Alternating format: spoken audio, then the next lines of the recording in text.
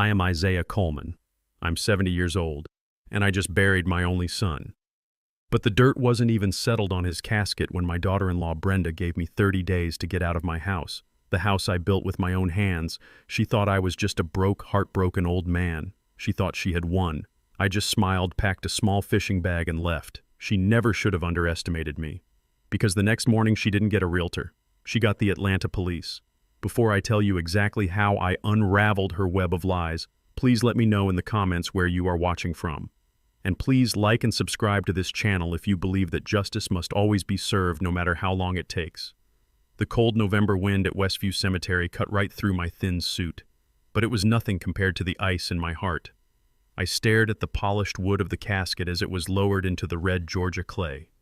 Andre, my son, 42 years old, years gone. My hands wouldn't stop shaking. 42. How does a healthy 42-year-old man just die? A sudden heart attack, the report said. My mind just couldn't make it fit. Andre was a mechanic, a good one. He had strong hands that could fix anything. He'd changed the oil in my truck just 3 weeks ago, laughing as he lifted the engine block like it was nothing. He didn't have a weak heart. He had the strongest heart I knew. Around me, my community, the friends I'd known for 50 years here in Atlanta, they were crying with me. Deacon Price put a heavy hand on my shoulder. My neighbor, Ms. Alice, was sobbing into a handkerchief. We were a family sharing this impossible grief. And then there was Brenda, my daughter-in-law. She stood next to me, but she was a million miles away. She wore a designer black dress shoes with heels too high for a cemetery and sunglasses so big they covered half her face. She wasn't crying. I watched her out of the corner of my eye. While the preacher spoke about going home to glory, Brenda was checking her watch, a sleek, expensive-looking smartwatch. I saw her thumb swipe across the screen, then the quiet click as she locked it and put it back down. Impatient. The preacher said, "Amen." My friends began to move toward me to offer one last word of comfort. I wanted to stay. I needed a minute alone with my boy. But before I could even take a breath, Brenda's hand clamped onto my arm. Her nails, perfectly manicured and blood red, dug into my sleeve. "That's enough, Zay," she whispered. Her voice wasn't filled with grief. It was sharp, annoyed. "Let's go. We have guests." I looked at her, really looked at her, and for the first time, I didn't see the woman my son loved. I saw a stranger. The reception back at my bungalow in Sweet Auburn was a blur. My house, the one I'd built with my late wife Serena, was filled with the smell of collard greens and fried chicken that my neighbors had brought over. People were talking in hushed tones, sharing stories about Andre. I saw them look at the photos on the mantle, me and Serena on our wedding day. Andre as a little boy in a baseball uniform, missing his 2 front teeth. I just sat in my old armchair, the one Serena had passed away in 10 years ago, and felt numb. One by one, the guests left. "Call us if you need anything, Zay." "We're praying for you, Brother Coleman." Finally, the house was quiet. The sun was setting, casting long shadows across the living room floor. I was exhausted. All I wanted to do was go to my room and be alone with my memories. Brenda walked in from the kitchen. She'd changed out of her black funeral dress. She was wearing jeans and a tight-fitting red sweater. She looked relieved, like a weight had been lifted. "Okay," she said, crossing her arms. "The show's over." I looked up the fog of my grief, making her words sound strange. "Show?" "The crying," she said, her voice flat, "the sad old man routine, and it's done. We need to talk." I tried to stand, my knees aching. "Brenda, I can't talk right now. I'm tired. I just buried my son." "I know," she said, "and I need you to listen. I need you to stop crying, pack your bags, and get out." The words hit me harder than any physical blow. The air left my lungs. Get out." "Yes, get out." I stood up straight, the shock cutting through my exhaustion. "Brenda, what are you talking about? This is my home. I built this house with Serena. I raised Andre in this house." Brenda actually laughed. It was a cold, sharp sound that didn't belong in this house of mourning. "No, Zay, not anymore. She walked over to the kitchen drawer. My kitchen drawer, the one where I keep the warranties and the spare keys, and pulled out a folder. She slapped it down on the coffee table in front of me. "Andre signed this 6 weeks ago," she said, tapping the top page. "It's a quitclaim deed. He signed the house over to me." I fumbled for my reading glasses, my hands shaking so badly I could barely put them on. I picked up the papers. It was legal jargon, but I saw the lines. Grantor Andre Coleman, grantee Brenda Coleman. And at the bottom, a signature. Andre's signature. But it looked wrong. It was shaky. The A was too round. I don't understand," I whispered. "Why would he do this? He would never—" "He was in debt," Brenda said, casually inspecting her fingernails. "Deep debt. We needed collateral for a loan. The house was the only thing he had of value that I could use." A lie.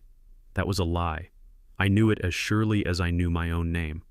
I had given Andre the seed money to start his mechanic shop 10 years ago. He paid me back with interest in 5. That shop was successful. Andre didn't owe anyone a dime. He was meticulous with his money, just like his mother. "He wasn't in debt," I said, my voice quiet. "Oh, please," she scoffed. "You don't know anything about his life. You're just the old man he visited on Sundays out of pity. He was in trouble, I helped him, and he gave me the house. He wouldn't do this," I insisted, the paper trembling in my hand. "Not without talking to me." "Well, he did," Brenda snapped, her patience gone. "And now he's dead, which makes me the sole owner. And I am selling this dump. I need the money. So you have 30 days. 30 days. 30 days, she repeated, leaning in, her voice dropping to a vicious hiss. "And if you're not out by then, I will call the Atlanta police and have you thrown out for trespassing. Do you understand me, old man?" I just stared at her. This woman who my son had loved. This woman who I had welcomed into my home, who had eaten at my table. She had waited until the very day I buried my son to throw me out of my own house. I looked at the fake signature on the paper. I thought about her checking her watch at the cemetery. I thought about Andre, healthy and strong, suddenly dying of a heart attack. I thought about the lie she just told me about the debt. And in that instant, something inside me changed. The overwhelming, crushing grief didn't disappear. It crystallized. It turned from a fog into a block of ice, cold, hard, and sharp. My hands stopped shaking. My back straightened. I looked up from the papers and met her gaze. She was expecting me to cry, to beg, to fight. I just nodded, slowly. "All right, Brenda." She blinked, completely thrown. She was not expecting this. "All right, just like that. You're not going to fight. If that's what the paper says," I said, my voice empty and flat, "then that's what it is." "Good," she said, trying to regain her footing. She looked relieved, but also confused. "So, 30 days. I want you out by the 1st of next month." I shook my head. "I don't need 30 days. I turned and walked past her toward my bedroom. She followed me, her brow furrowed. "What are you talking about?" I went to my closet. I pushed past my church suits and my work shirts. In the very back, under an old quilt Serena had made, was a small, worn canvas duffel bag, the one I always kept packed for my fishing trips up at Lake Allatoona. I pulled it out and placed it on the bed. Brenda's eyes went wide. What is this? Were you planning on leaving?" I zipped the bag. It was already packed with a change of clothes, my shaving kit, and a small, hard-bound ledger. I walked back into the living room. "Brenda," I said, my voice quiet, "you have no idea what you've just done." I walked to the front door. "Wait!" she yelled, and for the first time I heard a flicker of panic in her voice. "Where are you going? You can't just leave. What am I supposed to tell people?" I stopped at the door, my hand on the knob. I turned and looked back at her, standing in the middle of the house. Serena and I had built the house she had just stolen. I gave her a small, sad smile. "I have things to do." I stepped out onto the porch, into the cool night air. I pulled the door shut behind me, the familiar click echoing in the silence. I didn't look back. I heard the sound of the deadbolt sliding into place behind me. I walked down the steps onto the sidewalk of the street I had lived on for 50 years. I heard Brenda laugh through the closed door, a high-pitched, victorious sound. "Fine, go good riddance." She thought she had won. She thought the old man was broken and defeated, wandering off into the night. She had no idea that I wasn't wandering. I was walking toward a plan. She thought she had just inherited a small house. She had no idea she had just declared war on a man who owned half the block. I didn't go to the police. Not right away. I had a much more important stop to make. But I did make one phone call before I went to sleep in a clean, quiet hotel room. I called Kendra Hayes, my lawyer, the woman who had managed the Serena Coleman Trust for the last 10 years. I told her everything. What Brenda said, the fake document, the 30-day threat. Kendra is not a woman who wastes time. She said, "Go to sleep, Zay. I'll handle the morning." And she did. Brenda probably slept better than she had in months there in my bed, in the bed I had shared with Serena. She must have woken up feeling like a queen. She probably thought I was sleeping on a park bench or in some downtown shelter, a broken old man with nowhere to go. I can see her walking through my house like she owned it, touching my wife's photographs, mentally measuring the walls for her new furniture. She made herself coffee in my kitchen. She used Serena's favorite mug, the one with the little blue flowers that Andre had given her one Mother's Day. She sat at the table I built with my own hands, put her feet up on the very chair Andre used to sit in, and she made the call she'd been dying to make. I can hear her voice now, all sugar and business.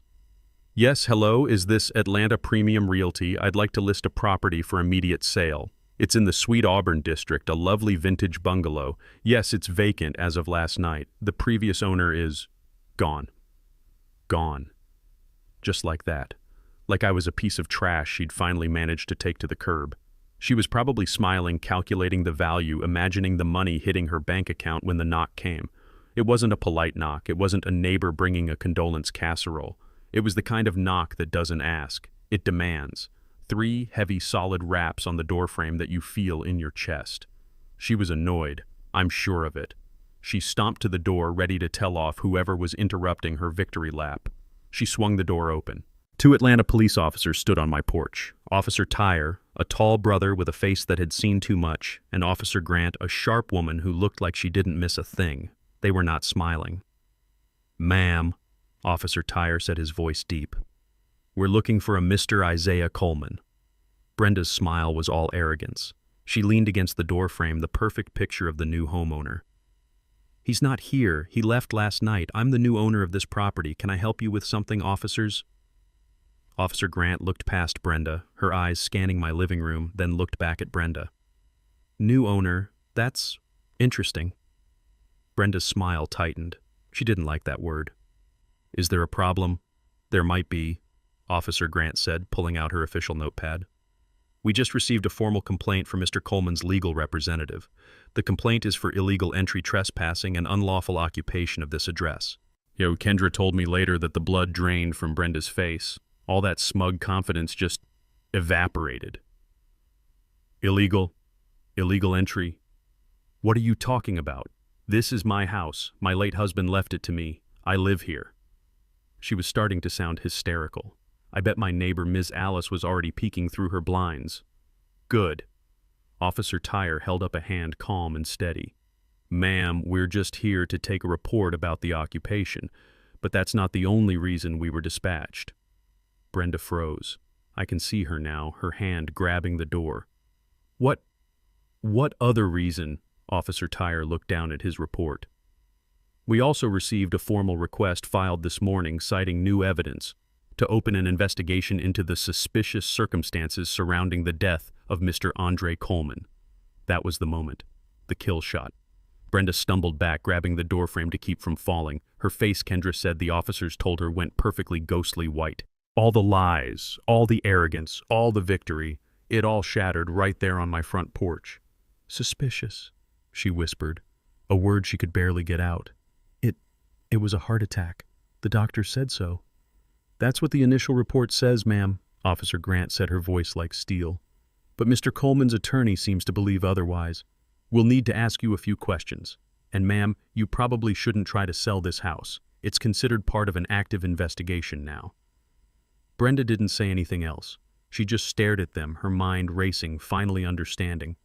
The old man hadn't just wandered off to die. The old man hadn't gone to a homeless shelter. The old man had called his lawyer. The old man had called the police. The old man was fighting back. "I wasn't at the police station. I wasn't sitting on a cold bench under fluorescent lights filling out forms. I was 40 floors above Atlanta. The offices of Hayes & Associates are on the top floor of the 1180 Peachtree building, all glass and steel looking out over the city I helped build. The world down there looked small, like tiny ants moving along a track. I sat in a high-backed black leather chair holding a cup of hot tea I didn't want. My hands were steady now. The shaking had stopped the moment I walked out of my house. Across the desk sat Ms. Kendra Hayes. She's 45, sharp as a diamond, and the only person on earth besides me who knew the truth about Serena's will. She was wearing a dark gray suit that probably cost more than my truck. She's my lawyer, my financial manager, and the closest thing I have to a daughter. Her father and I used to run these streets together. She was on the phone, her voice cold and precise. Yes, Officer Tyre, that's correct. Unlawful occupation, and yes, a formal request to investigate suspicious circumstances surrounding the death of the beneficiary, Andre Coleman. I understand. Please keep me informed of your interaction with the occupant. Thank you. She hung up the phone and swiveled in her chair to face me. A small, tight smile played on her lips. It wasn't a smile of humor. It was a smile of satisfaction. Well, she said, it's done. The police are on your porch right now, as you requested, just a preliminary visit. No arrests. Not yet. She leaned forward. Brenda won't be sleeping well tonight. I nodded, taking a slow sip of the tea. It was chamomile. Kendra knew I couldn't handle coffee when my mind was racing. She had a paper, I said, my voice quiet, almost a whisper. She said Andre signed the house over to her 6 weeks ago. I looked at her, the question hanging in the air, the one I was terrified to ask. Did he, Kendra? Did my boy really sign it? 4. Kendra didn't answer right away. She turned to her large computer monitor. She typed in a password and the screen lit up. I've been busy since you called me from the hotel last night, Zay, she said. She clicked a file. A document appeared on the screen. It was the quitclaim deed. Brenda's name was listed as the grantee. Andre sent me a scan of this last week, Kendra said. He was confused. He said Brenda had asked him to sign it something about a bank loan. He wanted to know what it meant. So he signed it, I said, my heart sinking. Hold on. Kendra clicked again. A second document appeared next to the first. It was a copy of Andre's signature from his business license. She clicked again. A third document, Andre's signature from his passport. I sent Andre's scan to our forensic document examiner at 4 this morning. He owed me a favor. He just sent the report back. I leaned forward. I didn't need to be an expert to see it. The signature on Brenda's deed was shaky. The loop on the A was too round. The C in Coleman was cramped like a child trying to stay inside the lines. Andre's real signature was bold, confident, sharp. It's a fake Zay, Kendra said softly. A forgery. And according to our examiner, it's a terrible one. Amateur. He said it looks like it was traced, but by someone with a shaky hand and a guilty conscience. A wave of something washed over me. It wasn't relief. It was a deeper, colder kind of pain. My son hadn't betrayed me, but his wife had tried to. So she forged his name. I said the words, tasting like ash. She tried to steal the house. Yes, Kendra said. She did. She closed the file. But that's not even the most important part, Zay. I looked at her confused. What's more important than fraud? Kendra leaned back, lacing her fingers together on the polished mahogany desk.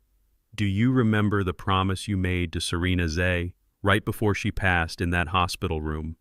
How could I forget Serena frail but her eyes still bright, grabbing my hand?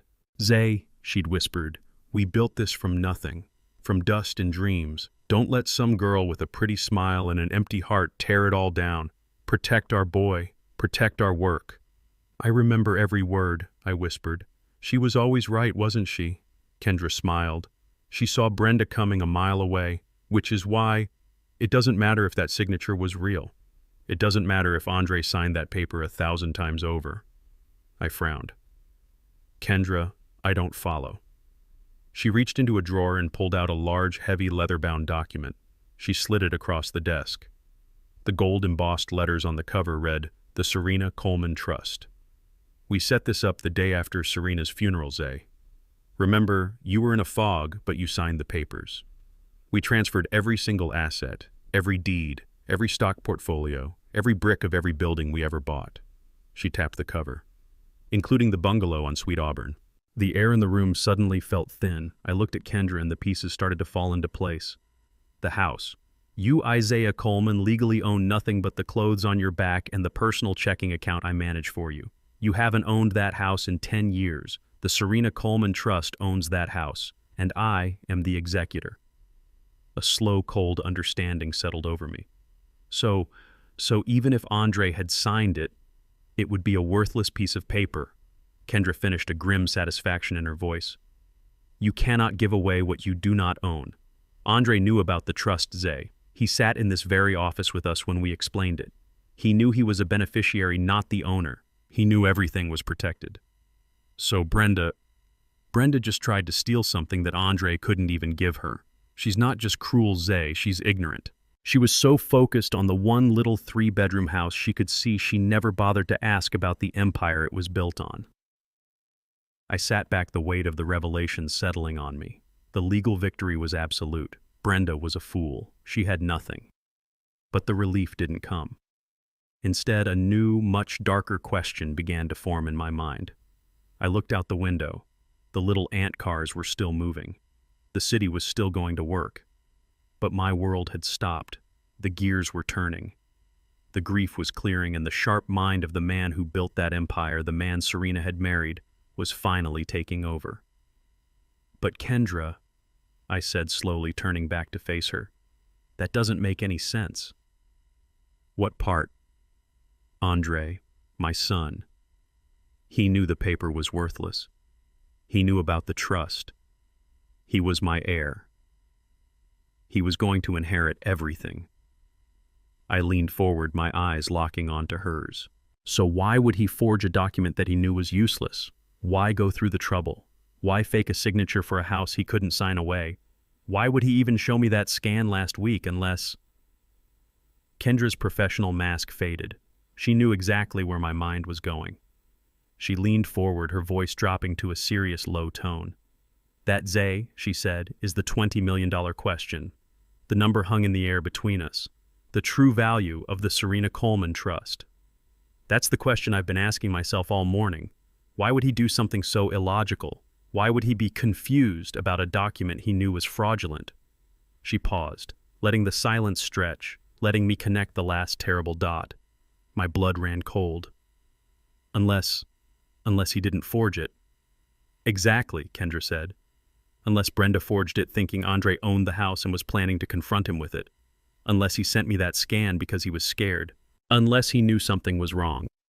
She stood up and walked to the window, standing beside me, shoulder to shoulder, looking down on the city. It's all connected, Zay. The fake signature, the invented debt, the desperate attempt to secure the one asset she could see. She turned to face me, her eyes filled with a cold fire I had only seen in Serena. It's all connected to the sudden, convenient, and very timely heart attack of a healthy 42-year-old man. She didn't just want the house, Zay, Kendra said, her voice like ice. She wanted it all, and Andre, your son. Andre was just in her way. The conference room in Kendra's office was designed to intimidate. 40 floors up one wall was pure glass looking down on the ant-like rush of Peachtree Street. The table was a single massive slab of dark wood polished so heavily you could see your reflection in it. Brenda and her new lawyer sat on one side. I knew his type. His name was Ron Soloway, and his suit was just a little too shiny. He had the overconfident look of a man who thinks he's the smartest guy in the room, especially when he thinks he's about to steamroll a grieving old man. Brenda sat next to him, back in her role as the sorrowful widow. She wore a simple black dress and kept a tissue in her hand. She wouldn't look at me. I sat opposite them, silent. Kendra Hayes sat at the head of the table, her files arranged in 3 perfect thin stacks. She was all calm, professional control. Ron Soloway cleared his throat, a loud, self-important sound. "Let's make this simple," he said, sliding a copy of the quitclaim deed across the table. It slid to a stop right in front of me. My client, Mrs. Brenda Coleman, is the legal and rightful owner of the property at 412 Sweet Auburn Avenue. Here is the deed signed by her late husband, Mr. Andre Coleman, 6 weeks prior to his tragic passing. He leaned back, lacing his fingers over his cheap suit. Frankly, we are appalled. We understand you're grieving Mr. Coleman, but you are leveraging that grief to harass a widow. It is despicable. Brenda let out a small, perfectly timed sob into her tissue. We are here as a courtesy, Ron continued, his voice dripping with false sympathy. We don't want to add to anyone's pain. But my client has been subjected to police harassment at her own home based on your false report. That ends today. If this harassment continues, we will not hesitate to file for a restraining order, and we will sue you for emotional distress.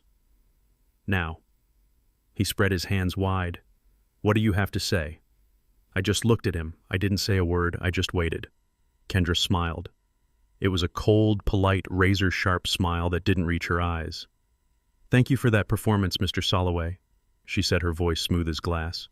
I appreciate the theater. Now let's talk about facts.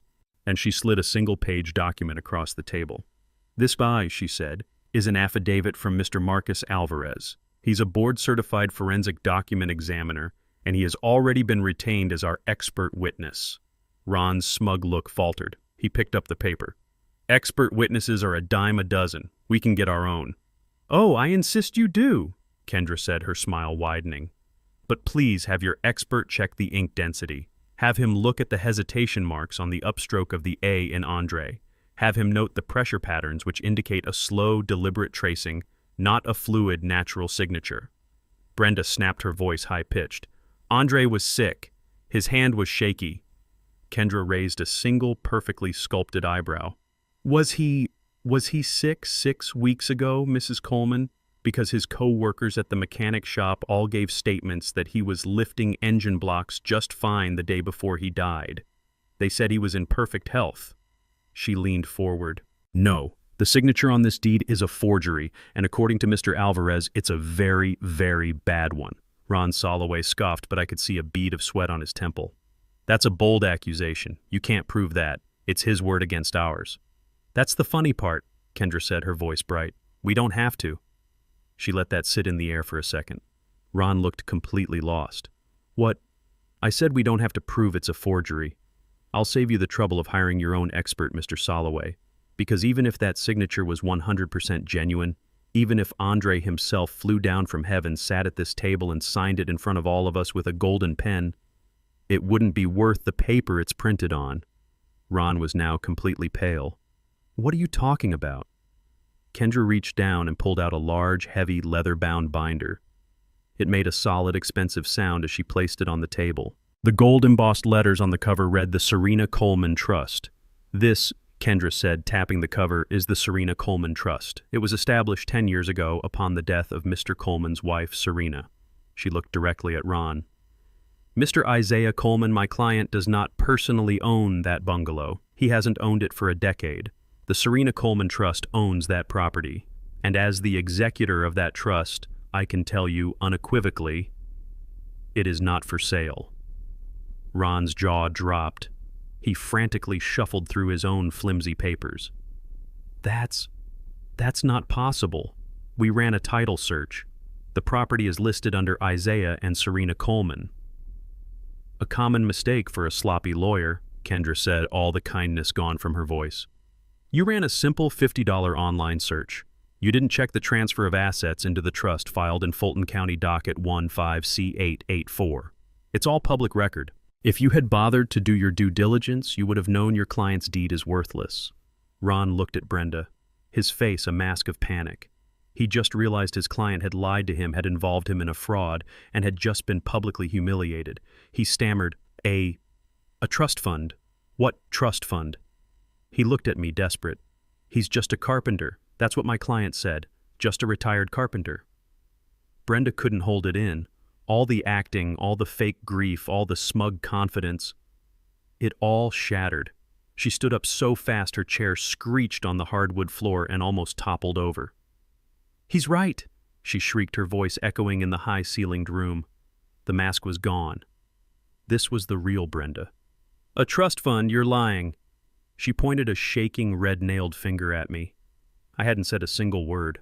I just watched her. He's just an old man. A retired though-mock. He lives in that dump. He wears old clothes. He doesn't have a trust fund. She was panting, her eyes wide with a mixture of rage and pure animal panic. You're a liar. You're a broke old carpenter, and you are lying. Kendra Hayes did not raise her voice. She didn't have to. She let Brenda's shriek echo off the glass walls and fade into a stunned, heavy silence. Ron Soloway, the shiny-suited lawyer, was completely lost. He looked back and forth between Brenda and Kendra, trying to find his footing on ground that was rapidly turning to quicksand. This is irregular. If you have a trust, we demand to see the documents. Kendra simply crossed her arms. Her calm was more terrifying than Brenda's rage. "Oh, Mr. Soloway," she said, her voice dripping with pity. "You still don't get it, do you? You're still stuck on the house. You're still thinking like a small-time lawyer. You think this is about one little bungalow?" She shook her head, a slow, sad motion. "Your client yelled that Mr. Coleman is just a retired carpenter. She's right. He is. He's very proud of the work he did with his hands. He's also the man who quietly, over the last 40 years, bought up the land that those hands worked on." Kendra turned her gaze to Brenda, who was still standing panting, her face red and blotchy. "Brenda, you've been in Atlanta for what, 5 years? You see the new buildings, you see the fancy restaurants, you see the money, but you never bothered to ask who owned the land before it was fashionable." "Isaiah and his wife, Serena," Kendra said, her voice cutting through the silence, "started buying property in the old 4th Ward when no one else would touch it. They bought lots in Inman Park when it was still just warehouses and broken pavement. They believed in this city. They didn't just work in it, they invested in it." Kendra ticked the points off on her fingers. "As of this morning, the Serena Coleman Trust, which I execute, holds the deeds to 12 apartment buildings in the old 4th Ward. It owns 3 commercial blocks in Inman Park. It also—" She paused, gesturing around the opulent room. "Owns the land this entire skyscraper is built on. We are their tenants." Brenda's face went from red to a sick, chalky white. Her knees seemed to buckle. Ron Soloway made a small choking sound like he'd swallowed his own tongue. I had been silent this whole time. I had watched this woman who married my son, this woman who checked her watch at his funeral, this woman who tried to throw me out of my home. I watched her realize the truth. Now it was my turn. I leaned forward, placing my hands, a carpenter's hands, rough and calloused, on the polished table. It was the first time I had spoken. My voice was quiet, but in the dead silence of that room it sounded like a hammer blow. "We lived simply," I said. Brenda flinched as if I had shouted. "My wife Serena and I, we didn't believe in showing off. We didn't wear fancy clothes, we didn't drive expensive cars. We didn't need to. We believed in building. We believed in work." I looked right into Brenda's terrified eyes. "My son Andre, he knew this. He knew all of it. I was teaching him how to manage the assets, how to read the ledgers, how to be a good steward of what his mother and I had built. He was my heir," I said, letting the words land. "He was in training to take over the entire portfolio, an estate Brenda valued at roughly $20 million. Thwump. Brenda didn't just sit down, she collapsed. She fell back into her chair, her mouth wide open, a soundless "oh" of pure, unadulterated shock. All the air, all the fight, all the venom just vanished. $20 million. She had married a $20 million heir, and she never even knew it. She had been so focused on stealing his car that she never realized he owned the whole dealership. She had tried to forge a deed for a $300,000 house, not knowing he was set to inherit an empire. The look on her face, it wasn't just shock. It was the agony of a lifetime of greed, realizing what it had missed. Ron Soloway was just staring at me, his cheap legal pad forgotten. He looked like he was going to be sick. "So you see," Kendra continued, her voice sharp again, picking up right where I left off. "We really don't care about that little house on Sweet Auburn. You can't have it, obviously. The trust will take possession by the end of the day. But the house," she waved a dismissive hand, "is no longer the point." Brenda looked up confused, her mind still reeling from the numbers. What's the point?" Kendra leaned all the way across the table, her eyes like chips of black ice. "The point," she said, "is that we are very, very interested in why you felt the need to forge your husband's signature.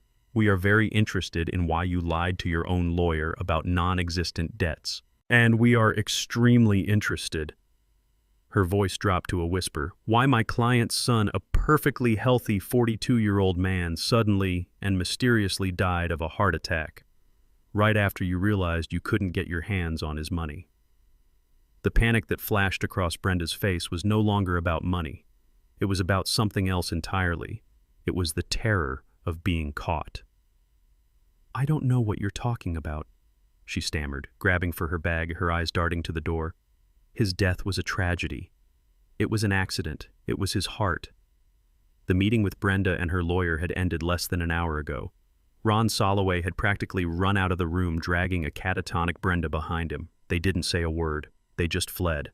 Now Kendra's office was quiet again. The adrenaline of the confrontation had faded, leaving behind the cold, ugly truth.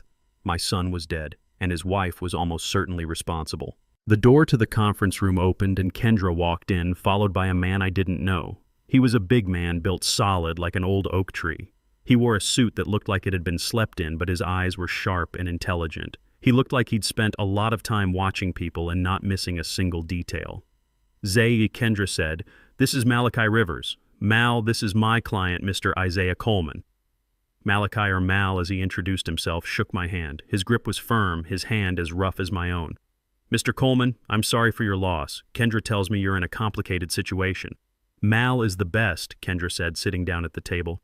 "He was a detective with APD for 20 years, homicide. Now he finds things for people like us. Things the police don't have time to look for." Mal nodded, taking a seat. He pulled out a small, worn leather notebook and a pen. He didn't say anything. He just waited, his eyes on me. He was a professional listener. I took a deep breath. It felt strange talking about my family this way, like a betrayal, but Andre was gone. The time for protecting feelings was over. This was about justice.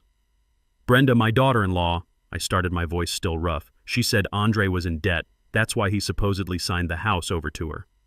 Mal just nodded, writing. "Supposedly. It's a lie," I said. "My son Andre, he was a good boy. He was smart with his money. He built his own business from the ground up with a little help from me to start. But he wasn't reckless. He wasn't a gambler. He wasn't a fool." I paused, the next words hard to get out. "But he was blind when it came to her. He loved Brenda blindly. I told him. I warned him." I remembered a conversation last Christmas. Me and Andre in my workshop, the smell of sawdust in the air. "Son," I'd said, "that woman of yours, she spends money like it's water. And her eyes, they're hungry." Andre had just laughed. "Aw, Pop, you're just old-fashioned. Brenda's ambitious. She just likes nice things. There's no harm in that." No harm. I pushed the memory down. "I warned him," I repeated to Mal. "He didn't listen. Now she says he was in debt. I want to know the truth. I don't believe my son was in debt. I believe she was. I want you to check her finances. Her, not him." Malachi wrote in his notebook. "Check the wife's financials. Debts, gambling, credit cards. Got it." Kendra leaned forward, taking over. Her voice was pure business. "Mal, the situation is this. Brenda produced a forged quitclaim deed for Mr. Coleman's house. She did this after her husband's sudden death from a reported heart attack. She believed Mr. Coleman was a retired carpenter with one house. She just found out today that he is in fact the principal of a $20 million trust, and that her late husband was the sole heir." Malachi's face didn't change, but his pen stopped moving for just a second. He looked up at Kendra. $20 million. "Exactly," Kendra said. "And she didn't know about it, which means she was desperate enough to commit fraud and possibly murder for a $300,000 house." "That's a hell of a motive," Mal said quietly. "It gets better," Kendra continued. "Andre had already filed for divorce, and he signed a new will 3 days before he died, cutting her out completely." Malachi let out a low whistle. "So she knew she was about to be left with nothing. No house, no husband, and I'm guessing a lot of bills." "That's what we need you to find," I said, my voice firm. "Brenda said Andre was in debt. I say she was. Find that debt. Find out who she owed. Find out how desperate she really was." Kendra handed him a file. "Here's everything we have on her. Social security number, bank accounts, we know of her car, her workplace. I want to know everything. I want to know what she ate for breakfast. I want to know every call she made. I want to know if she bought any unusual chemicals. I want to know if she searched how to fake a heart attack on her computer. Kendra, I added, I want to know why she would do this, why she would throw it all away. She had him. She had my son's love. Why wasn't that enough? Malachi Rivers closed his notebook. He looked at me, and for the first time I saw something in his eyes beyond professionalism. I saw the eyes of a man who had also seen the worst of people. Mr. Coleman, he said, his voice deep and steady. In my experience, for people like her, it's never enough. Love doesn't pay the bills. Not when the bills are from a bookie. He stood up, tucking the file under his arm. I'll start with her financials.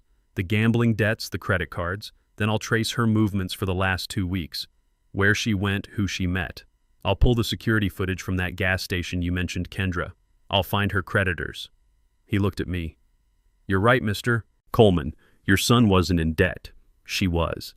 And when you're that deep in the hole, you don't need a reason. You just need an opportunity. Kendra spoke. Find everything, Mal. I want enough evidence to bury her. This isn't just about a house anymore. I understand, Mal said. This is about murder. I'll be in touch within 48 hours. He nodded at me once, a sign of respect, and then he was gone. Kendra and I sat in the silence he left behind. The first step was done. The first stone was thrown. Now all we could do was wait for the ripples. He's good, I said. He's the best, Kendra replied. He'll find it. I looked out the window again. The city was still shining. It looked so peaceful from up here. But I knew that down there in the streets, I used to know a predator was walking free. A woman who had smiled at my son, and then I was sure had stopped his heart. She called me old man, I said quietly, mostly to myself. What? Kendra asked. Brenda. At the house after the funeral, she called me old man. She thought I was just a broke, sad old man. She thought I was weak. She thought I didn't know anything. She thought I was stupid. I turned away from the window and looked at my lawyer. A cold, hard anger was settling in my bones, giving me strength. She's about to find out how wrong she was. Kendra's office was quiet. 48 hours had passed since our meeting with Brenda. 48 hours of me pacing the floor of my hotel room, waiting. Kendra had been working, making calls, her voice a low, steady hum in the background of my grief. I had just sat in that quiet hotel, staring at the Atlanta skyline, thinking about Andre. Thinking about 42 years. Malachi Rivers was punctual. At exactly 9 o'clock, he knocked once and entered Kendra's office carrying a thin briefcase and that same worn leather notebook. He looked tired, but his eyes were sharp. He nodded at me, and Kendra sat down and opened his file. He didn't waste time on pleasantries. Mr. Coleman, Ms. Hayes, he began, his voice a low rumble. You asked me to find out if Brenda Coleman was in debt. And was she? I asked, my voice rough. Malachi looked at me. Mr. Coleman, your daughter-in-law wasn't just in debt. She was drowning in it. You said she was acting like a grieving widow. That's the role she's playing, Kendra said, her hands steepled on the desk. Well, Malachi said, her grief took her on a road trip. The day after the funeral, the day after she drove her car a car, Andre paid for 5 hours north. He slid a glossy photograph across the polished table. It wasn't a file photo. It was grainy, taken from a distance. Brenda. She was standing at a blackjack table, a stack of chips in front of her. She wasn't crying. She looked desperate, her eyes glued to the cards. Where is this? I asked, my stomach turning. The main floor of the Horseshoe Casino in Cherokee, North Carolina, Malachi said. Taken 12 hours ago, she was there all night. And she wasn't just gambling, she was losing, badly. He slid a second photo over. This one was outside under the harsh yellow lights of the casino entrance. Brenda was backed against a column, looking terrified. Standing in front of her was a large, imposing man in a cheap suit. He was smiling, but it wasn't a nice smile. Who is that? Kendra asked, leaning in. His name is Slick Vinny Russo, Malachi said. He's not a casino employee, he's a loan shark, runs operations out of Marietta. He looked unhappy. My guy on the ground said she was begging for more time. She wasn't there for fun, Mr. Coleman. She was there to either pay up or beg. So I was right, I said, my voice heavy. She's in deep. You don't know the half of it, Malachi replied. He flipped open his notebook. You said she accused Andre of being in debt. That was the first thing I checked. He looked at me and his eyes softened for just a second. Your son, Mr. Coleman, he was clean, meticulous. His mechanic shop is fully in the black. His credit score was an 810. He had zero debt outside of his share of the property taxes, which were paid on time. He was a solid citizen. Just as we thought, Kendra said. But Brenda, Malachi continued, Brenda is a financial ghost, on paper. She has no official credit cards in her name, no car loans, no mortgage, nothing, which is strange for a 40-year-old woman in 2025. She always said Andre handled all the money, I murmured. He did, Malachi said. But not in the way you think. He was paying for her life, but he wasn't paying for her habits. I had to go deeper. I pulled records from offshore accounts, online sports betting sites based in Costa Rica, and that's where I found the real story. He turned a page in his notebook. Mrs. Coleman has 3 active high-interest lines of credit with offshore gambling sites. She's been kiting moving money between them to cover her losses, and she has been losing. A lot. For a long time. Kendra leaned forward, her voice like ice. How much, Mal? As of this morning, Malachi said, between the online sites and what my source says she owes Slick Vinny, she is $150,000 in the hole. $150,000. The room felt cold. Andre's entire life savings, the shop he built it, wouldn't even be enough to cover it. And Zay's trust, Kendra whispered, is worth $20 million. She was sitting on a gold mine and couldn't get a penny. It gets worse, Malachi said. She tried to touch it. I found 3 rejected loan applications from the last month. All attempts to get a home equity loan against your bungalow, Zay. All forged. All using Andre's name and social security number. The banks rejected them because the property isn't in his name. So she faked the deed, I said, the pieces clicking into place. She faked the deed thinking she could use the house as collateral to pay Vinny. She must have thought the trust was just some legal nonsense she could bypass. Exactly, Malachi said. She was desperate. She was out of time. She was trying to get any asset she could. But Andre found out. Kendra looked up. The argument. You found the security footage. I did, Malachi said. He pulled a small laptop from his briefcase and turned it around. From the BP station on Howell Mill Road, the night he died. The call to 911 was made from their apartment at 10:03 p.m. This footage is from 9:15 p.m. He pressed play. There it was. Andre's familiar blue Ford truck parked under the bright buzzing lights of the gas station. Andre was in the driver's seat. Brenda was in the passenger seat. There was no audio, but we didn't need any. The scene inside that truck was violent. Andre was yelling, his face dark with a rage I had never seen in my son, not once in his entire 42 years. He was shaking, his whole body rigid. Brenda was screaming back at him, her face twisted and ugly. My God, I whispered, my hand coming to my mouth. What's that in his hand? Kendra asked, pointing at the screen. Watch, Malachi said. Andre roared something we couldn't hear. He took a thick stack of papers and threw them, hurled them right into Brenda's face. The white pages exploded in the cab, scattering across the dashboard and her lap like confetti. Brenda recoiled as if she'd been slapped. Then she started screaming back, pure fury, trying to gather the papers, her hands grabbing at them. Andre just pointed a finger in her face, his arms straight and shaking, yelling. Then he slammed both hands on the steering wheel so hard the whole truck rocked. He was telling her it was over. I knew my son. That was the end. Malachi paused the video. He drove off 2 minutes later. Less than an hour after that, Brenda called 911 to report her husband was unconscious and not breathing from a heart attack. I stared at the frozen image of my son's angry, betrayed face. The papers. What were those papers, Mal? Was it the forgery, the gambling debts? That's what I assumed, Malachi said. But the deed was just one document. The bank statements, maybe. But this was thick, at least 20-30 pages. It looked official. I was stuck. I spent all yesterday trying to figure out what those papers were. I couldn't find anything. But you found something, I said. It wasn't a question. I did, Malachi replied. I started thinking. If Andre found out about the forgery and the $150,000 debt, what's the first thing a smart man does? He doesn't just yell at a gas station, he protects himself.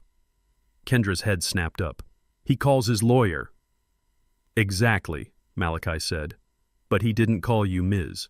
Hayes. You managed the trust. This was marital. This was personal. A divorce attorney, Kendra whispered. Bingo, Malachi said. I ran a check on Andre's private cell phone records for the last 2 weeks. He made 3 calls to a number I didn't recognize. A private law office in Buckhead. A high-priced family law specialist named Maria Flores. Very discreet. Very expensive. A divorce lawyer, I said the word, feeling strange on my tongue. Andre, he was finally leaving her. A terrible aching sadness mixed with a sharp relief. He was getting out. It looks that way, Mr. Coleman, Malachi said. I went to that office this morning. I showed Ms. Flores my credentials, explained the circumstances. She was hesitant, citing attorney-client privilege. But when I mentioned the words suspicious death and $20 million trust, she became much more cooperative. Malachi reached into his briefcase and pulled out one last file. It was a thin, legal-sized envelope. He slid it across the table. What is this? Kendra asked, her hand resting on it.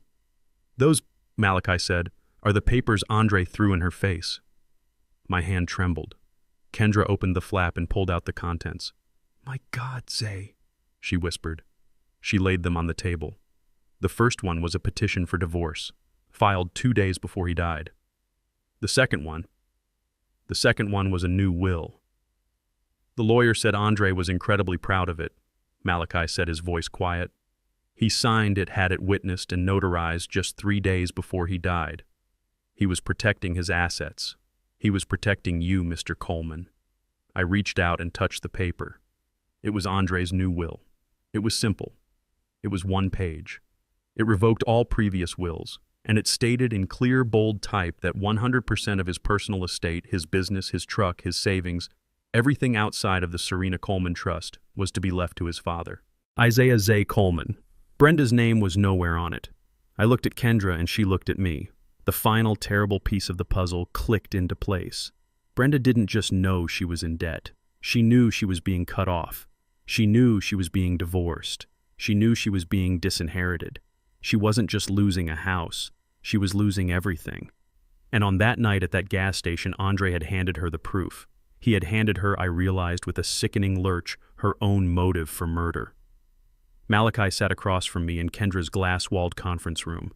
The file in his hand was thin, but it felt as heavy as a tombstone. $150,000.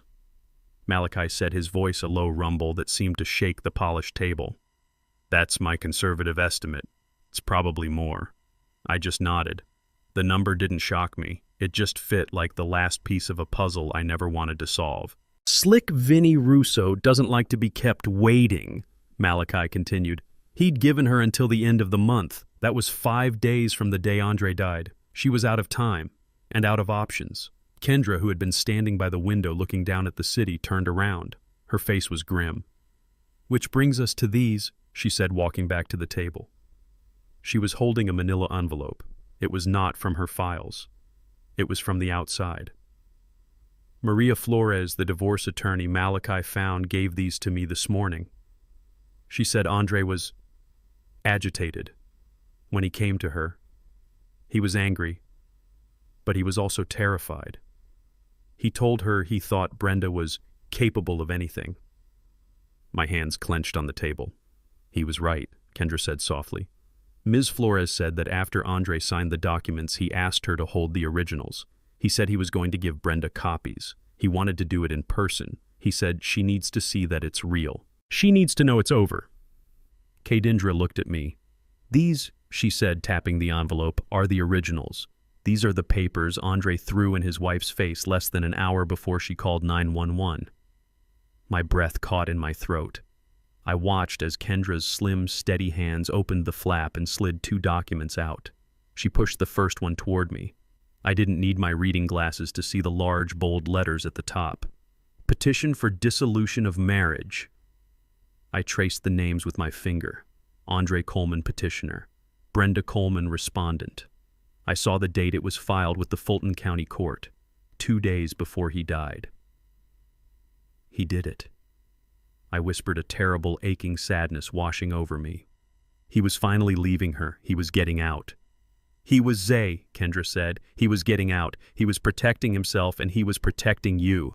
She pushed the second document toward me. This one was different. It wasn't a court filing. It was simpler. I read the title. Last Will and Testament of Andre Coleman. I looked at the date. 3 days before he died. Signed, witnessed, and notarized in Maria Flores's office. My eyes scanned the text. It was short, to the point, just like my son. I, Andre Coleman, hereby revoke any and all former wills and testaments. I read the next paragraph. I give devise and bequeath 100% of my personal estate, including my business, Andre's Auto Repair, all bank accounts held in my name, my vehicle, and all personal effects, to my father, Isaiah Coleman. I read the paragraph again and again, looking for the name that wasn't there. Brenda's name was gone. She was completely, totally, and legally disinherited.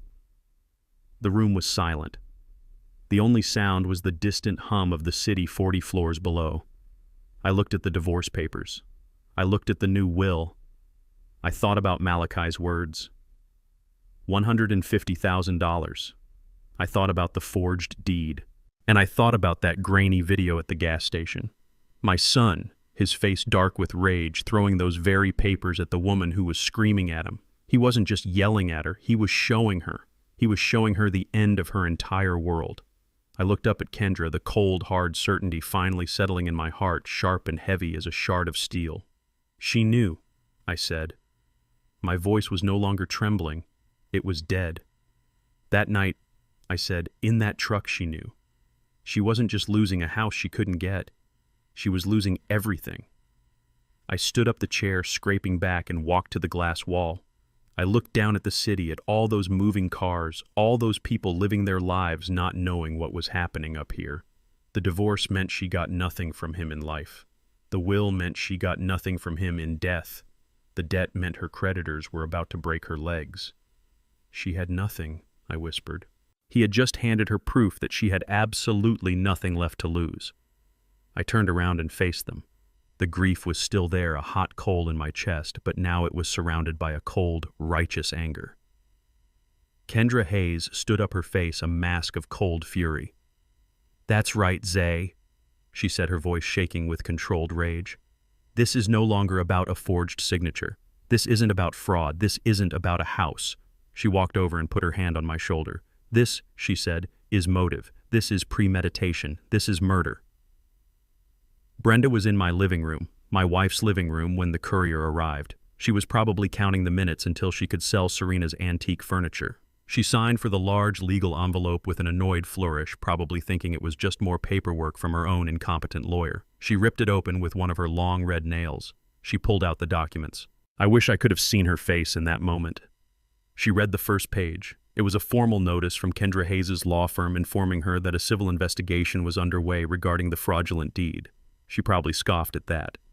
Old news. Then she read the second page. It was a copy of the report from the forensic document examiner. It detailed in cold scientific language exactly how the signature was a forgery. It mentioned hesitation marks, unnatural pressure, and clear evidence of tracing. Her heart probably started to beat a little faster then. Then she read the third page. It was a sworn affidavit from Maria Flores, Andre's divorce attorney. It stated that Andre had retained her services to begin divorce proceedings. Brenda's breath probably caught in her throat. Then she read the fourth and final page. A certified copy of Andre's new will. The will that left her with nothing. Absolutely nothing. The papers must have slipped from her fingers. She wasn't just losing the house. She had already lost everything before Andre even died. The whole thing, her entire plan, had been for nothing. She was trapped. She was a self-confessed fraud. I can see her pacing the floor, panicking. The walls of my house closing in on her. She probably thought about the police, about the questions they asked. Suspicious circumstances. She probably thought about her debts. $150,000. Slick Vinny Russo. The end of the month was coming. She wasn't just going to be broke. She wasn't just going to be homeless. She was going to jail. And then she would have thought about Andre, about his death, about that heart attack. She would have realized that Zay and Kendra weren't just investigating the house. They were investigating her. They were looking for a murderer. She was completely and totally cornered. All the facts, all the money, all the law, it was all on my side. She had no way out. So she did what cornered animals do. She decided to bite. She couldn't fight me on the facts. The facts would put her in a prison cell for the rest of her life. She couldn't fight me with money. She just found out I had all of it and she had none. So she decided to fight me with the one weapon she had left, the one weapon she knew how to use. She would fight me in the court of public opinion. She would change the story. This wouldn't be about a grieving father seeking justice for his murdered son. Oh no, she was much smarter than that. She picked up her phone. Her hands were probably shaking, but not from fear anymore, from rage. She scrolled through her contacts past the loan sharks and the bookies until she found a name. Donnie Price, Channel 5 News. A local reporter she'd met at a party, once a man she knew was always looking for a juicy, sensational story. She took a deep breath. She closed her eyes, and when she opened them, she was no longer the panicked fraud. She was the grieving widow. She summoned the tears. She pressed the call button. Donnie, she whispered, her voice cracking perfectly.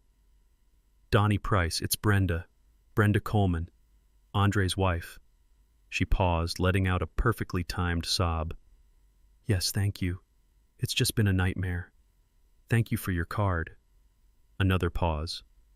Donnie, I'm so scared.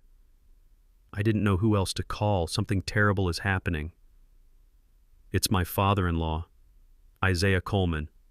Yes, the one who owns all that property. He's trying to take everything from me, Donnie. I'm a widow.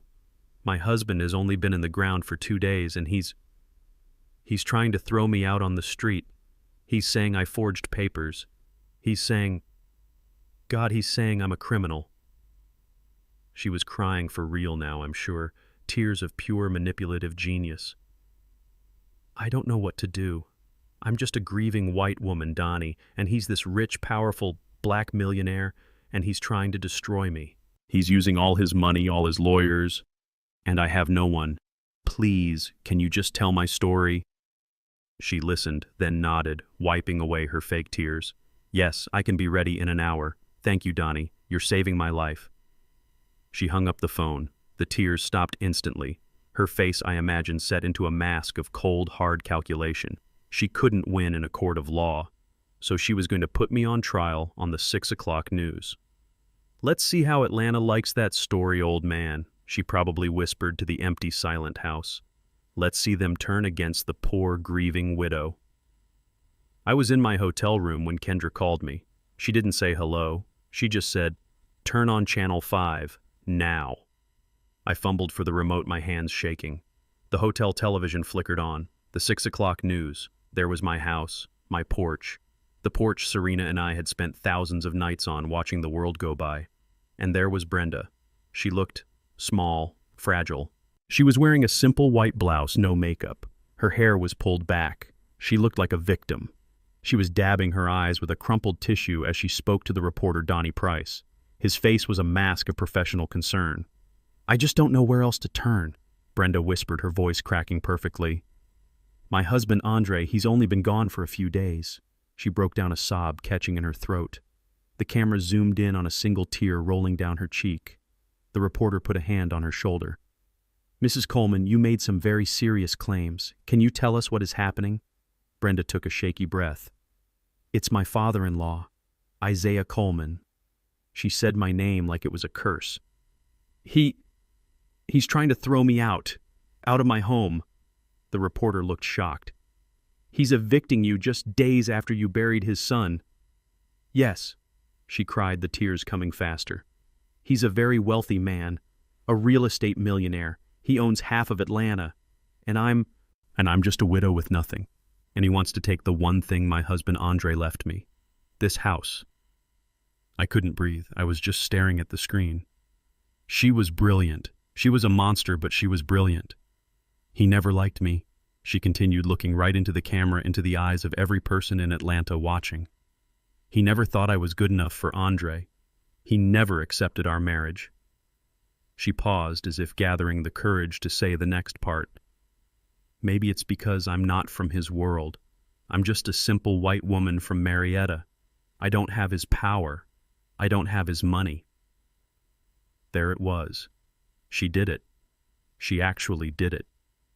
And now that Andre is gone, she sobbed, there's no one left to protect me. He's punishing me for loving his son. What am I supposed to do? What can a lonely, grieving white widow do against a powerful, wealthy man like that? He has teams of lawyers. I have nothing. Just my husband's memory. And he's trying to steal that too. The reporter Donnie Price looked directly into the camera, his face filled with outrage. A shocking accusation. Mrs. Coleman, are you saying you're being forced out onto the street? He gave me 30 days, she whispered, as if the words were too painful to say. 30 days. Right after the funeral. He told me to get out. He wants me gone. Please, somebody help me.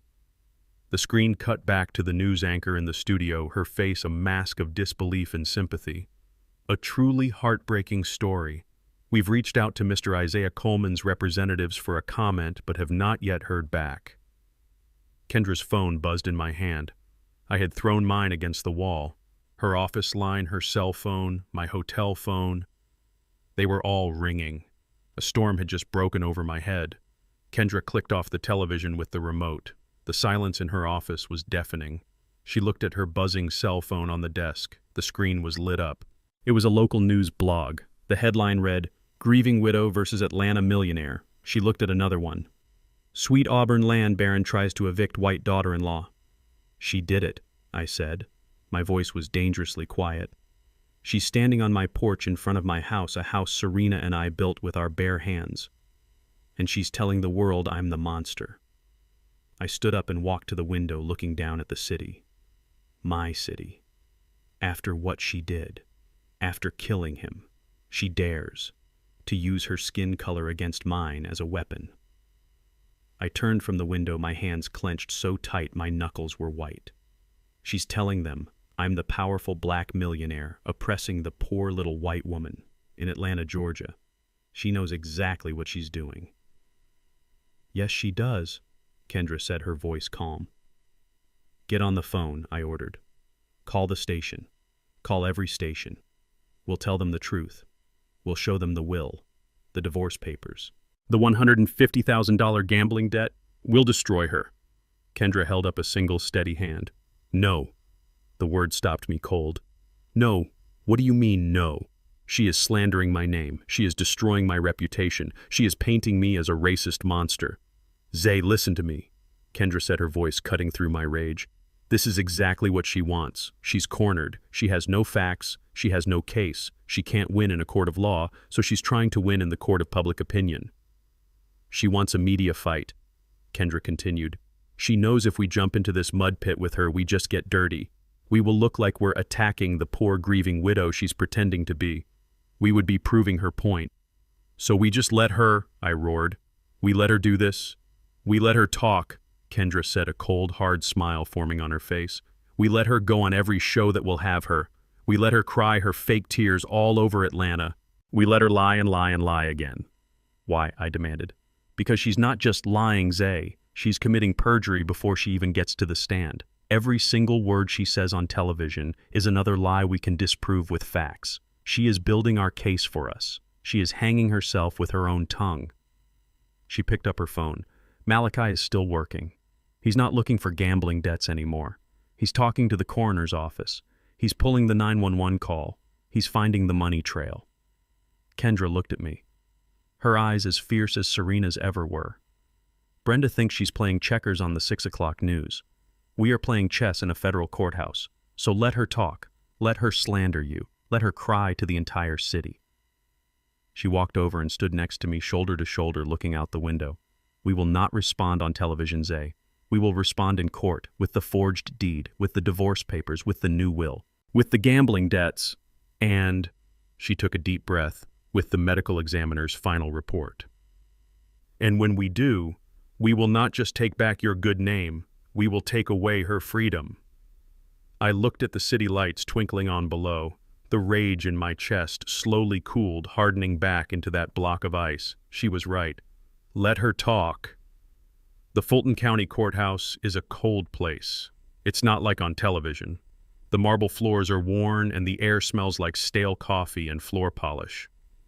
I sat on a hard wooden bench next to Kendra wearing my Sunday suit, the one I buried Serena in, the one I buried Andre in. Across the room sat Brenda. She was back in her widow's costume, a simple black dress, a delicate veil covering her face. She held a tissue. She was performing. Her lawyer, Ron Soloway, was strutting in front of the judge's bench like he owned the place. He was performing too. The courtroom was half full. That reporter, Donnie Price, was in the front row, his pen ready. Brenda had made sure of that. "Your Honor," Ron Soloway said, his voice booming in the quiet room. "This is a tragedy, a simple, heartbreaking tragedy." He gestured dramatically toward Brenda, who produced a perfect, quiet sob on cue. "We are here because my client, a grieving, penniless widow, is being harassed by this man." He pointed at me.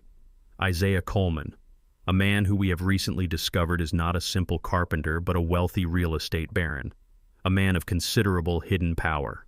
He let those words hang in the air. He was already playing his hand. "This is a simple case of greed, Your Honor. Mr. Coleman is leveraging the death of his own son to persecute his daughter-in-law. And I must say the racial undertones are disturbing. A powerful, wealthy black man using his teams of lawyers to intimidate and evict a grieving, vulnerable white woman from her home." I watched the judge, Judge Alston, an older black woman, sharp as a tack, with eyes that looked like they had heard every lie in the world. She didn't blink. She just looked bored. Ron Soloway continued his performance. "My client is the victim here. All she wants is the home her loving husband gave her. This is nothing short of a public lynching, and we demand justice." He sat down looking very pleased with himself. The reporter was scribbling frantically.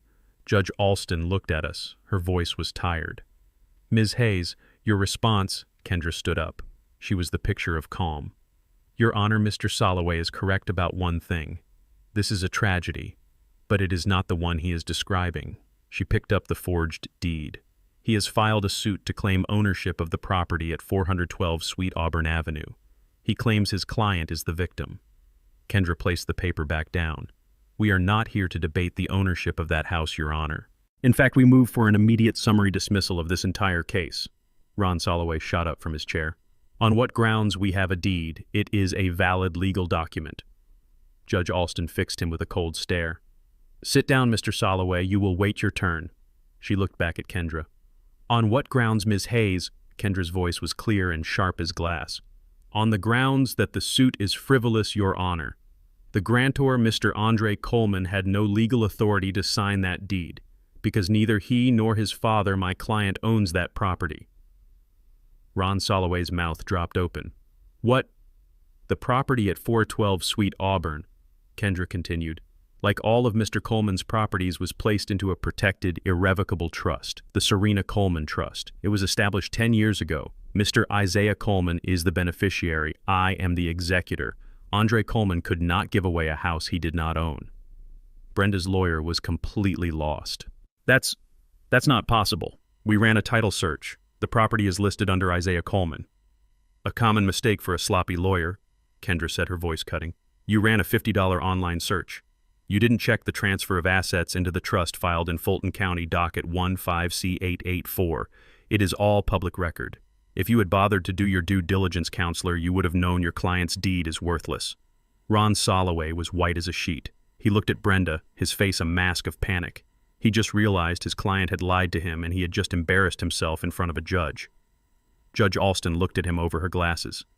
"Is this true, Mr. Soloway? Did you check the trust filings?" Ron stammered. We were not aware." The judge slammed her gavel. The sound cracked through the room. "Then this case is dismissed. We are done here."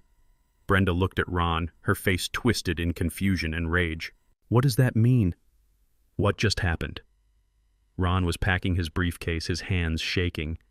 It means you lost the house." But Kendra wasn't finished. She didn't sit down. "Your Honor," she said, "before we are dismissed, Mr. Soloway, on behalf of his client, publicly accused my client of harassment and malicious intent. He did this on television, and he did it again in this courtroom. My client's reputation has been slandered. The truth must be entered into the record. Judge Alston sighed. Ms. Hayes, the case is dismissed. I understand, Your Honor, Kendra said, her voice firm. But the reason for this fraudulent deed is now part of an active criminal investigation. The press is here. The public is here. The truth must be heard. The judge looked at the reporter, then at me, then back at Kendra. You have 2 minutes, Ms. Hayes. Make them count. Kendra smiled. Thank you, Your Honor. She turned slightly, facing not just the judge, but the whole room. Mr. Soloway claims his client is a penniless widow. He is half right. She is penniless, but not because my client is greedy. Kendra held up a new file. She is penniless because she has a $150,000 gambling debt owed to Mr. Vinnie Russo of Marietta. Brenda gasped. Ron Soloway objected, but the judge just waved him into silence. She was desperate, Kendra continued, which is why she forged the deed. She knew she couldn't ask her husband for the money. Why? Because Mr. Andre Coleman had just served her with these. Kendra held up the second document. A petition for divorce. He was leaving her. A wave of murmurs went through the courtroom. The reporter was writing so fast I thought his pen would catch fire. Brenda Coleman was about to be divorced, exposed, and left with nothing but her debts. Andre knew exactly who he was married to, which is why 3 days before he died, he signed a new will. Kendra held up the third document. A will that explicitly disinherits his wife Brenda and leaves 100% of his personal estate to his father, Isaiah Coleman. The room was in total shock. Brenda finally found her voice. It wasn't a whisper. It was a raw animal scream. Liar, you are a liar. He loved me. He would never... Judge Alston slammed her gavel again and again. Order, order in this court. Mrs. Coleman, control yourself, or I will have you removed. Kendra waited. She waited until Brenda's screams turned into hysterical sobs. Then her voice dropped, becoming deadly quiet, but it carried to every corner of the room. She's right about one thing, Your Honor. Andre isn't here to tell us. She made sure of that. Objection, Ron yelled on his feet. Slander. My client is the victim. It is not slander, Kendra said, when it is a fact. Your Honor, because of this clear financial motive. The divorce, the disinheritance, the debt. We petitioned the state for a full autopsy. We had Andre Coleman's body exhumed last week. Brenda froze. Her sobs stopped. She looked up, her face a mask of pure terror. Kendra held up the last, thickest file. I have here the final report from the Fulton County Medical Examiner. Andre Coleman did not die of a heart attack. His heart was perfectly healthy. I watched Brenda. Her eyes were wide. She wasn't breathing. He died, Kendra announced, of massive systemic internal bleeding, caused by lethal doses of warfarin, rat poison, administered in his coffee over a period of several weeks. A slow, agonizing, painful death. Kendra Hayes, my protector, my wife's legacy, turned from the judge. She looked directly at Brenda. Her voice rang out clear and final. You didn't just lose the house, Brenda. You murdered him. Brenda collapsed. It wasn't a faint. It was a complete breakdown. A wail came out of her, a sound of pure damned guilt. Ron Soloway just sat there, his career and his life flashing before his eyes. And then I saw them. The same 2 officers who had stood on my porch, Officer Tyre and Officer Grant. They had been standing quietly at the back of the courtroom the entire time. They began to walk forward. They walked past the gasping reporter. They walked past the shocked crowd. They walked right up to the defense table where Brenda was sobbing hysterically, screaming, "No, no, no, he's lying. They're lying." Officer Tyre put his heavy hand on her shoulder. Brenda Coleman, you are under arrest for the first-degree murder of Andre Coleman. The reporter's camera flashed a blinding white light. Brenda screamed as they pulled her to her feet, twisted her arms behind her back, and snapped the handcuffs on. It was him, she shrieked, pointing a shaking finger at me. It was the old man. He set me up. He framed me. He killed his own son. But no one was listening. They dragged her out of the courtroom, her screams echoing down the marble hallway. I just sat there next to Kendra. I watched her go. I did not feel joy. I didn't feel relief. I just felt quiet. I looked at the empty chair where my son's murderer had just been. and for the first time since Andre's funeral, I felt the ice in my chest finally begin to melt. Justice, Serena, I thought. I kept my promise. Justice for our boy. It was 3 months before I could walk back into my house on Sweet Auburn Avenue. 3 months of legal depositions, of signing papers, of listening to the ugly details of Brenda's appeals being denied. The media circus had finally died down. The cameras were gone. The house was quiet. Too quiet. I had asked Kendra to meet me there. The police had removed the tape weeks ago, but I hadn't been able to bring myself to cross the threshold. Today I finally did. It smelled musty, like a place that had been locked up with its grief for too long, but it was clean. Kendra had hired a service to come in and put everything back in order. She was sitting at the kitchen table, the one I built, sipping a cup of tea. She looked tired, but she smiled when I walked in. "It's good to see you home, Zay," she said softly. I nodded, my throat tight. I walked over to the mantel. The pictures were still there. Me and Serena on our wedding day. Andre, 7 years old, holding up a crooked birdhouse he'd made in my workshop, that big gap-toothed smile on his face. "She'll never get out, you know," Kendra said to my back. The state's case was airtight. First-degree murder with special circumstances of financial gain. They won't ever grant her parole. She's going to die in prison. I touched the frame of Andre's photo. A life for a life. Seems like a bad trade all around. I turned and sat down across from her. The kitchen was just as I'd left it, except for a large roll of paper spread out on the table. Blueprints. Kendra looked at them, then at me. "So, what are you going to do now, Zay? With all of this?" "All of this," I repeated, looking around the small, simple room.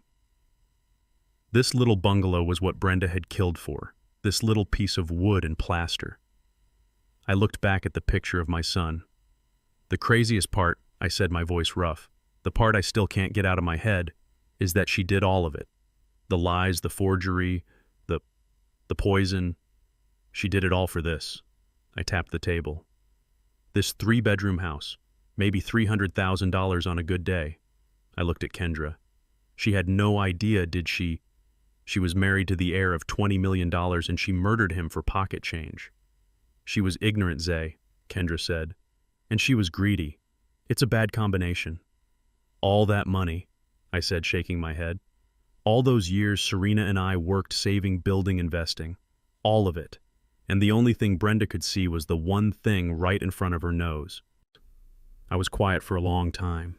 The only sound was the clock on the wall, the same clock that had ticked through Andre's entire childhood. Kendra pointed to the blueprints on the table. "You've been busy." "I've been thinking," I said. "Thinking about what Serena wanted. Protect our work," she told me. I thought she meant I should protect the money, the buildings, the assets. But I was wrong. I've been wrong for 10 years. "What do you mean?" Kendra asked. I unrolled the blueprints. They weren't for a house. They were for a large, low-slung building. It had wide doors, high ceilings, and rows of workbenches. She didn't mean the money, Kendra. She meant the work, the value of it, the pride in it. I looked out the kitchen window, past my small yard, toward the neighborhood I'd lived in my whole life, toward the kids I saw on the corners with nothing to do, no place to go, kids who looked just like Andre did once upon a time. "Kendra," I said, turning back to her. My voice was steady now. "I want you to start the process. Begin liquidating the non-essential assets. Sell the commercial block in Inman Park and the apartments over on Edgewood. We have enough." Kendra raised an eyebrow. "Enough for what, Zay? You planning on moving to the Bahamas?" I smiled. The first real, genuine smile I'd felt in months. It felt strange on my face. "No, I'm staying right here. It's time to finally use the Serena Coleman Trust for what it was meant for." I tapped the blueprints. "I'm going to build a community center, right here in this neighborhood. A place for these kids. But not just a place to play basketball. I'm going to build a workshop, a state-of-the-art carpentry and mechanics shop. Free for any kid in Atlanta who wants to learn how to build something with their hands instead of just taking what isn't theirs." Kendra looked at the plans, then back at me, and I saw her professional mask melt away. I saw the kid who used to run around these streets with my son. She was smiling. "We'll teach them how to read a plan. I said, my voice growing stronger, a new purpose settling into my bones. How to measure twice and cut once. How to respect the tools. How to feel that pride when you've made something real. What are you going to call it? She asked. I looked back at the mantel. At my boy with his gap-toothed smile holding that crooked birdhouse. We're going to call it Andre's Workshop. I looked back at Kendra. Serena and I spent 40 years building our assets. It's time to stop building assets, Kendra. It's time to start building a future. If there is one thing I have learned from this nightmare, it is this: never underestimate the person who is quiet. The world is full of people like Brenda who measure your worth by the shine on your shoes or the car you drive. They are loud, arrogant, and blind. But true strength, true wealth is built in silence. It is built on character, patience, and loyalty. Greed always overplays its hand and destroys itself. The truth, however, just waits patiently in the shadows, ready for its moment to be told. Thank you for listening to my story. Now I have to ask you, what would you have done if you were in my shoes? Would you have seen the warning signs in Brenda? Have you ever felt underestimated by someone who only saw the surface and missed who you truly were? Let me know your own story and where you are watching from in the comments below. Your stories give me strength. Please don't forget to like this video and subscribe to our channel so I can continue to share my journey with you.